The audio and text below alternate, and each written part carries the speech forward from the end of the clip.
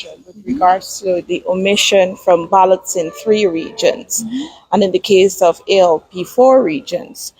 Is a date set? And we noticed the vice president addressing this issue as well, saying that it's an attempt to, muster up support and attention. Yes, well, look, the matter is set for a first hearing on Monday before Justice Lavendra Singh. Um, the court has refused to allow um, a virtual hearing. So we will have to make sure that all parties are in place. You know, they have to travel from the hinterland, so we have to put those arrangements in place. But it will come up for hearing before Justice Singh on Monday. And as for the Barjack Dio's comments, I think if he thinks it's for attention, then we've obviously gotten his attention. And on Monday, we will have the court's attention. And I think we certainly have the Guyanese people's attention in bringing to bear the fact that GCOM seems to be a complicit entity with the PPP to rig these elections. So I know that, Jagdeo is accustomed to a world where his word is law, but that don't apply to the real world in which we live. So um, courts will obviously hear the matter, and we will pursue it to the end because it is a very, very important issue. And I have received so many messages from a lot of people saying, look, we have never seen this way. This is an important question for clarification. It's a simple question, but it's very, very important because it goes to the fundamental rights of Guyanese citizens. And so I regret that what Jagdeo says is not important to me. We will pursue it to its logical end. Some have argued that with you not submitting a list for the three regions, it goes to say that you would not have been able to field candidates in those regions, even if you had won those regions, if people had voted for you. What's your explanation? Well, I will say this. That is a dangerous oversimplification that I noticed Jagdeo and Datadin and all of them are pushing out there. It's a dangerous oversimplification. It is certainly not the truth. And later in the day, we're actually going to be doing an in-depth analysis for the people of Guyana as to why this is important. This cuts to the heart of Guyanese voters having a full menu of choices of political parties, particularly when they have met the minimum requirements. That argument would probably hold if there were not a minimum requirement for contesting national elections put in place. And so it's a dangerous oversimplification. And based on what I have seen, it is a strong case. And of course, this is what Jagdeo and what's his name, Anil Nandlal and all of them do when they do not have a strong answer.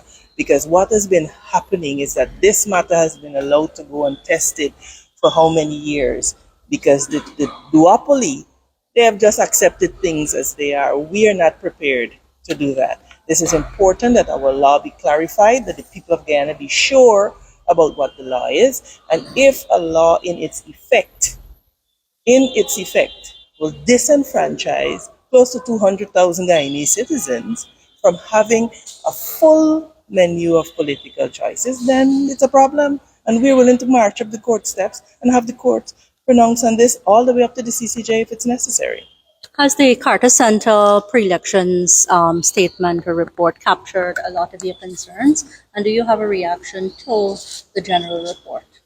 It did capture a lot of our concerns. I think we were very vocal about the use of state resources and the denial of equal airtime to opposition parties. Having said that, we noted that there was specific reference to the Forward Guyana movement and our not signing the ERC Code of Conduct. We have since responded to the Carter Center in very clear terms as to why we're not prepared to engage in tokenism. It is a document that lacks substance. And if we are serious about growing this country and about growing our democracy, then we've got to stop engaging in tokenism. So I think they are very clear as to why we haven't signed it. We sent a detailed letter to the ERC with about 8 or 9 recommendations that are important to strengthen that code. They've had years to strengthen that code. They keep repeating the same code over and over again. And because we just keep going along with it, they don't see the need to change it. Well, Forward Guyana is here to say no, we're not just going to go along. Strengthen the code, make it evenly applied across the playing field, and we'll be happy to sign it. And our position remains the same. We will be happy to sign it if it is strengthened in this manner. And nonetheless, we have reiterated our commitment to abiding by the highest standards of ethical campaigns possible. And so there's no need to worry that the For Guyana movement will be engaged in any of the conduct that the code, as weak as it is, seems to or seeks to address. Has your party been providing any evidence to the allegations of state resources abuse, and specifically to this allegation of padding of the list? Have you been able to supply the observers, for instance, with any information in relation to that? What Are you we have- concerned that they said that they don't think the list is padded?